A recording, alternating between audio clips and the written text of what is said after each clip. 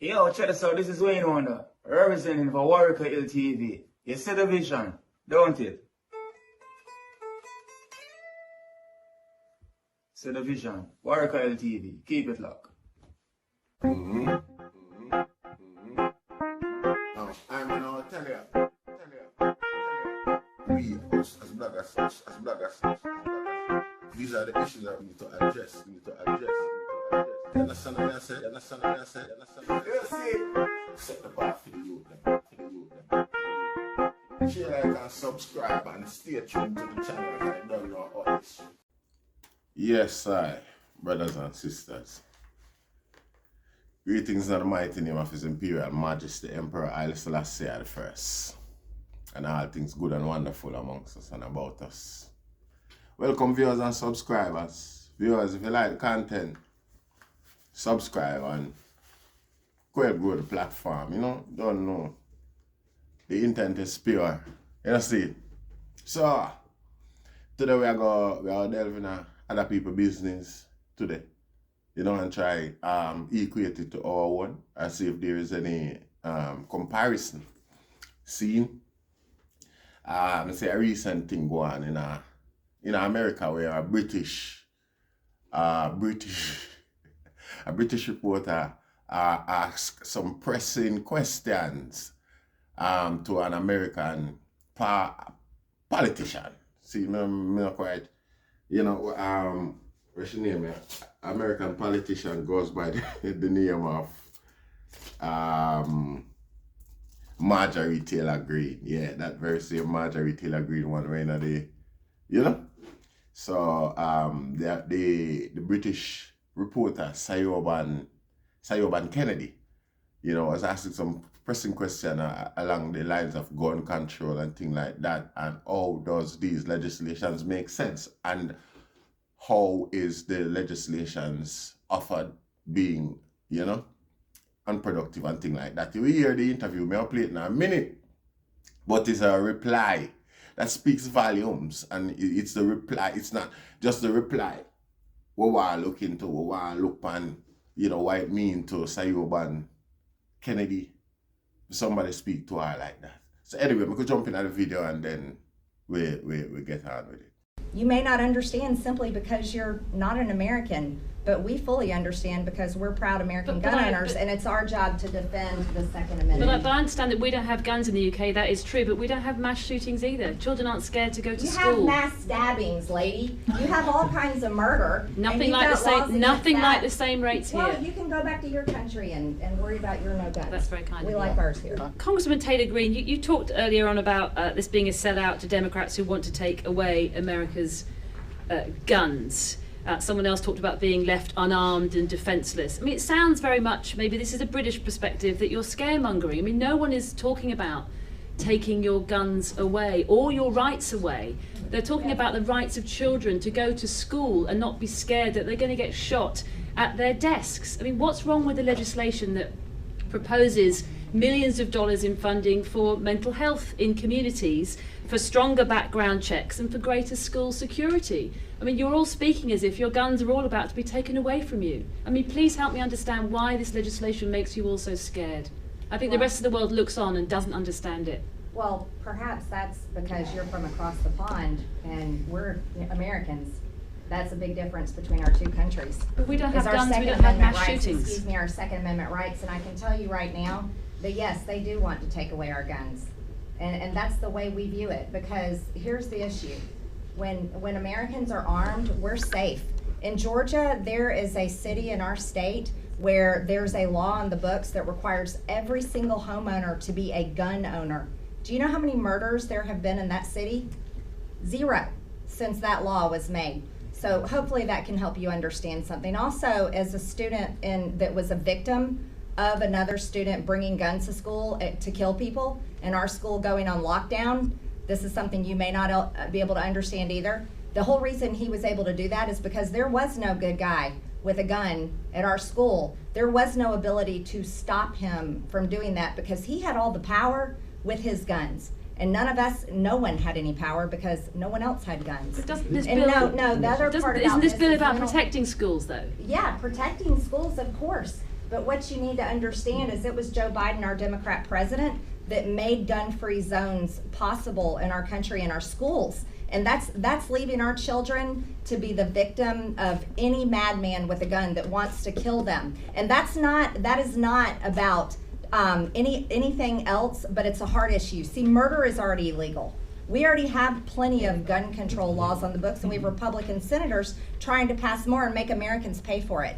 But this right here, this bill, which I'm sure you haven't read it, but we've read it, it is definitely all about funding gun control and red flag gun confiscation laws that will lead to taking away guns from people like veterans with PTSD, maybe Trump voters, because Democrats think that Trump voters are some kind of threat here in America. We don't know where it will go, and there's a lot of open-ended language in this bill to do that for gun confiscation. And so, you know, again, you may not understand simply because you're not an American, but we fully understand because we're proud American gun owners, and it's our job to defend the Second Amendment. But I understand that we don't have guns in the UK, that is true, but we don't have mass shootings either. Children aren't scared to go to school. You have mass stabbings, lady. You have all kinds of murder. Nothing like the same rates here. Well, you can go back to your country and worry about your no guns. That's very kind of We you. like ours here.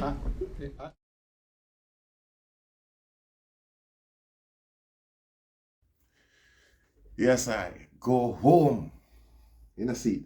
Now, first thing I want to point out to you is that, you know, a reporter that I saw them stay. But Siobhan Kennedy asked them question there, that way there, for rile her up. Particularly, she studied the character, the person, and her mentality and things like that. And know, say, sure, easily rile up and make a monkey out of herself.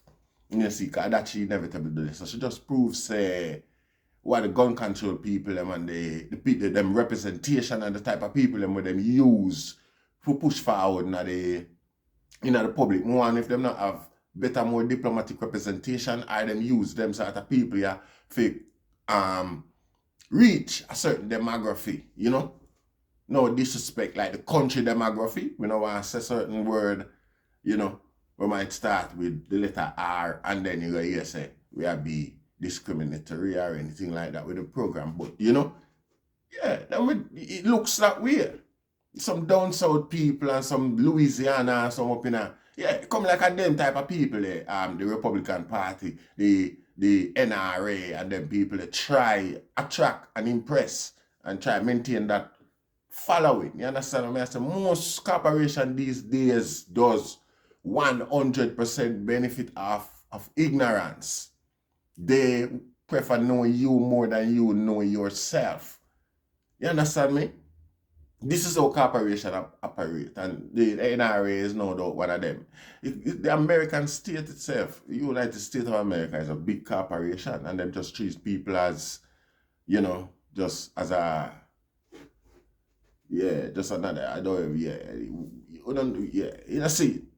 But something will happen is that a white Caucasian American woman, I said that to a white Caucasian British woman, two of them blonde and things like that. So the effect of it is no doubt it's rude. It's rude in any aspect, you know. You know, unless the person in your yard are invited, and that wasn't the case with Siobhan. It isn't the case with Siobhan. You know, see. So no doubt it's rude, but in the sense of an immigrant, when an immigrant gets told that way, she's an immigrant as well. Yo, these are questions I'm asking, I don't know. She's an immigrant working there as well, a white immigrant. Is this like the way how is the norm in America, where it's normal for anybody to just talk to an immigrant like that who is not from there, who ask or show concern about anything that might be,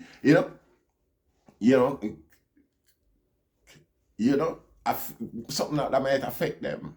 Because this gun argument and thing we are going in America, it likely to affect anybody who even come on a visit. So, but it look like by American political standards, as a foreigner or outsider, you're not supposed to ask any question. You're supposed to just accept any sort of folly we are going and move along with it, or go home. You know, see, in this case, you can look on a difference whereby you can say, based on the connection and thing like that, she wasn't being literally offensive. She was being sarcastic in a sense. Still, but she not meant it to be from the same offensive point of view where they would have said to, you know, an immigrant from a third world country and thing like that, where coming to Britain or coming to America. You understand, the emotion will be totally different and the tone. Well, Marjorie Taylor Greene tone, I mean, that couldn't be no more bitter to anybody from anywhere, Rasta, to the way she say it. Now, the thing what we have to look upon is the level of ignorance and you know, them type of people were in a politics, in a public representation. I don't know how they can get whisper them there if they get certain psychological training and things like that, how to address people in the public, how to address the press. That's not good representation. You know, see it. And these type of people, that woman in particular, she's really inflaming and infuriating in the American press, public politics of late, with some speech that she made that's undiplomatical and becoming a political leader. And yet still she's there making these speeches and things until it reach right back around, you know. Everybody, I want to know what will be the outcome of this. You see it, how you go justify that one yeah, with a friend, with a blind woman, I tell another blind woman, so she will go home back to our country where there is no gun.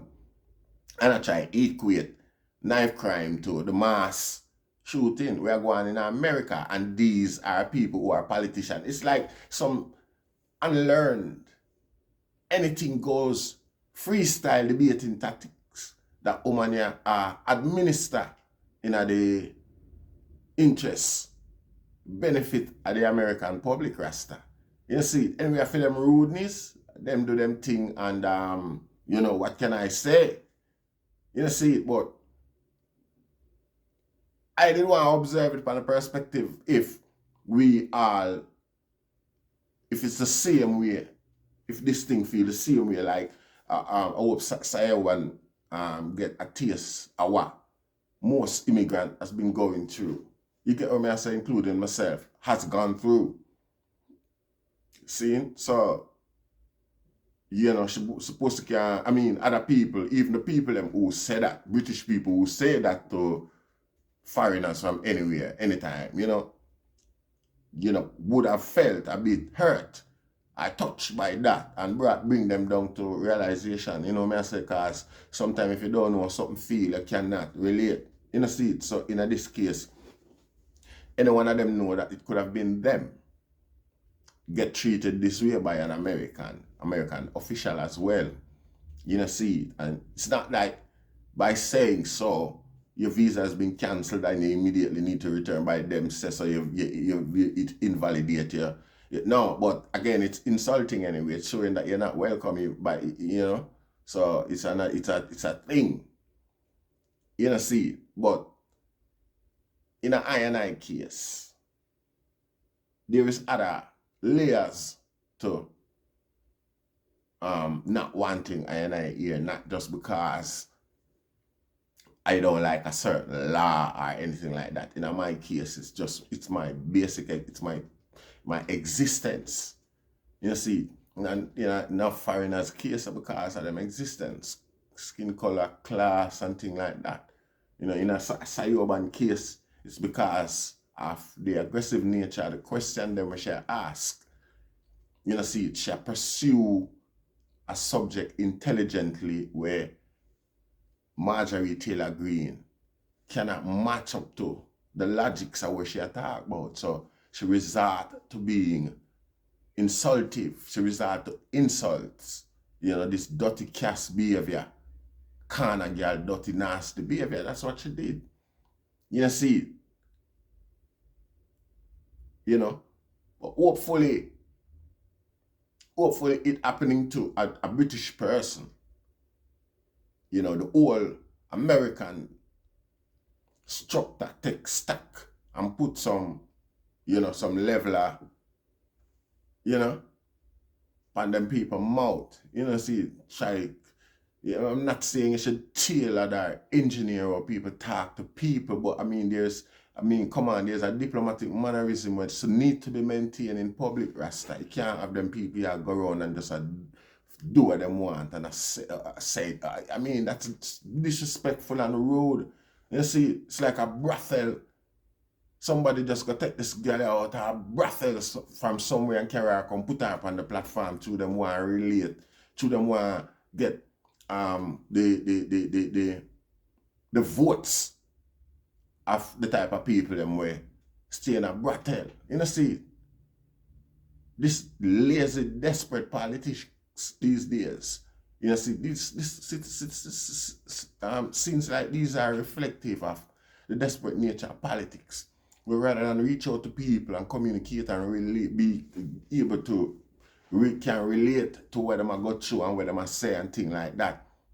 Try some little fool skullduggery trick. Getting somebody from the ghetto and pay them a lot of money for being in the position and everybody feel supportive, just like with Barack Obama and the black community. Everybody just feel like we're a part of something because, yeah, a black man in there. But me I'll tell you this as we get the chance.